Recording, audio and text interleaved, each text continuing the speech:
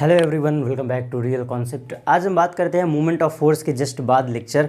तो पिछले टॉपिक पर हमने बात किया था कि क्या होता है मूवमेंट ऑफ फोर्स। वहाँ पर हमने जाना था कपल क्या होता है, सब कुछ हमने बात किया था। पैरेलल फोर्स क्या होते हैं, लाइक पैरेलल फोर्स क्या होते हैं, एंटी पैरेलल फोर्स क्या होते हैं, ये छोटी छोटी बेसिक बातें हमने की थी।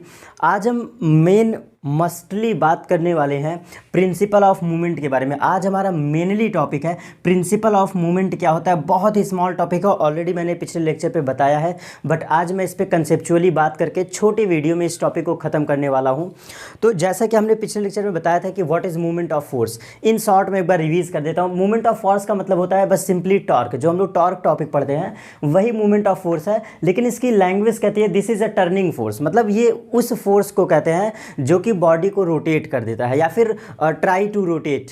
मतलब ऐसा कोई बॉडी, ऐसा कोई फोर्स जो किसी वस्तु को या किसी पर्टिकुलर बॉडी को क्या करे, घुमा दे या घुमाने का प्रयास करे।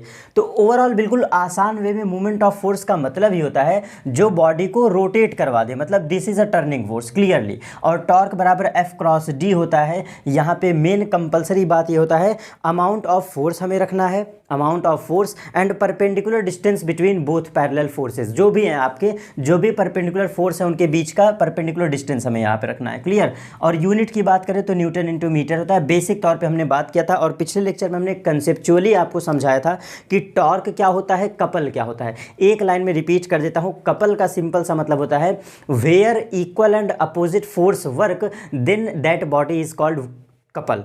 सिंपल सी बात है, किसी बॉडी पर अगर हमारे इक्वल एंड अपोजिट फोर्स लग रहे हैं, किसी रॉड पर इक्वल एंड अपोजिट फोर्स लग रहे हैं, तो वो कपल कहलाने लगेगा, क्योंकि इक्वल एंड अपोजिट फोर्स का मतलब ही होता है कपल। ठीक है। तो मूवमेंट ऑफ फोर्स क्या था, टर्निंग फोर्स।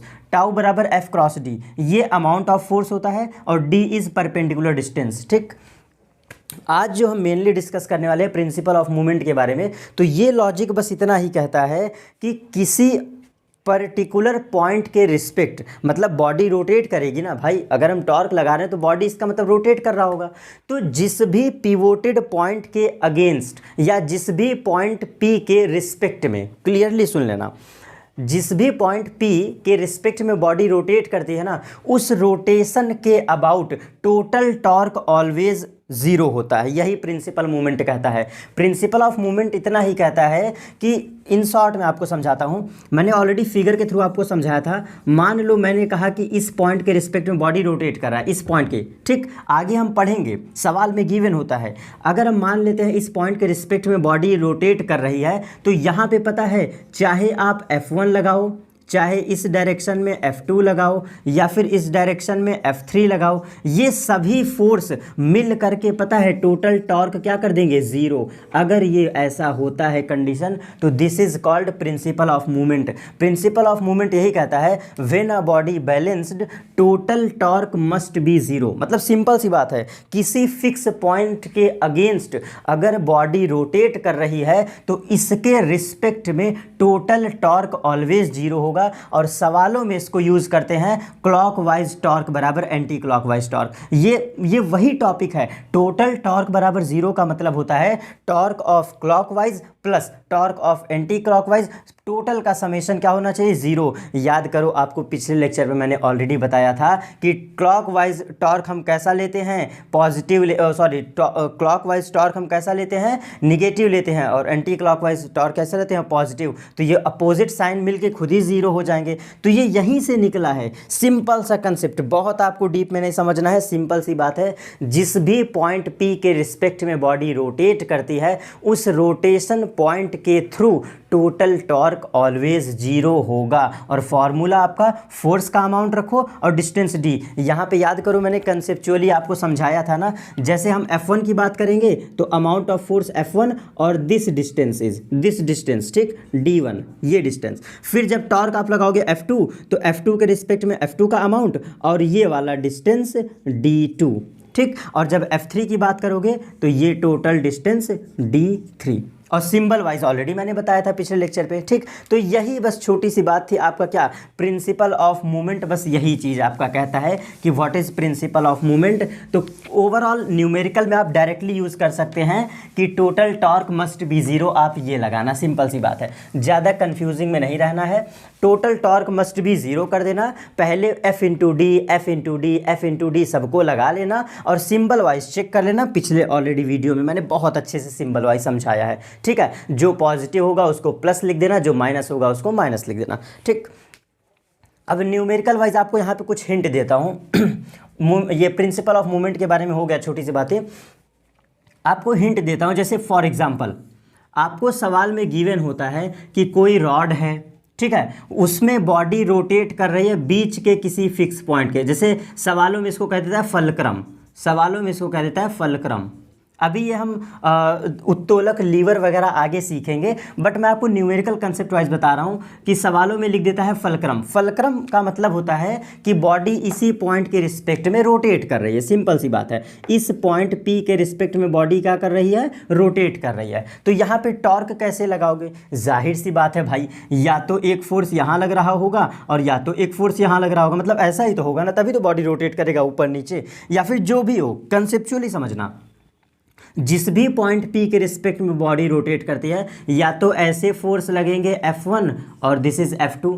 तो सर सवाल कैसे लगाएंगे, अमाउंट ऑफ F1 रख देना, ठीक, मल्टीप्लाइड बाय दिस डिस्टेंस। सवाल में बिल्कुल क्लियरली गिवन होता है बेटा, फलक्रम के रिस्पेक्ट में डिस्टेंस गिवन होता है कि कितने दूरी पे हम फोर्स लगाए हैं, ये दोनों को मल्टीप्लाई कर देना और इक्वल टू करके फिर ये वाला लगा देना, ये वाला अमाउंट F2 और दिस डिस्टेंस इज D2, दोनों को सॉल्व कर लेना। जो भी पूछा होगा और जो भी पूछा होगा, जब आप इक्वेशन बैलेंस करोगे F इंटू D1 बराबर F2 इंटू D2, तो यहाँ पे आप याद रखना F की जगह कौन वर्क करता है, mg फोर्स आता है, क्योंकि ग्रेविटी फोर्स लगती है ना यहाँ पे। चाहे मास रखा हो, आपको किग्रा में वैल्यू गिवन होता है तो mg ही लगाओगे ना, क्योंकि mg ऑलवेज नीचे लगता है। तो जब ये लगाओगे तो मास से मास g से g आपके कैंसिल आउट हो जाते हैं दोनों तरफ, यहाँ पर भी g आएगा तो g से g दोनों तरफ कैंसिल आउट हो जाते हैं। यहाँ पे एक्चुअल रिलेशन आपका मास और d में ही बनता है। तो क्वेश्चन आपके यहीं पे सॉल्व हो जाएंगे। बस मैं यहाँ पे ये समझाना चाह रहा था कि जो फोर्स की वैल्यू रखते हो ना,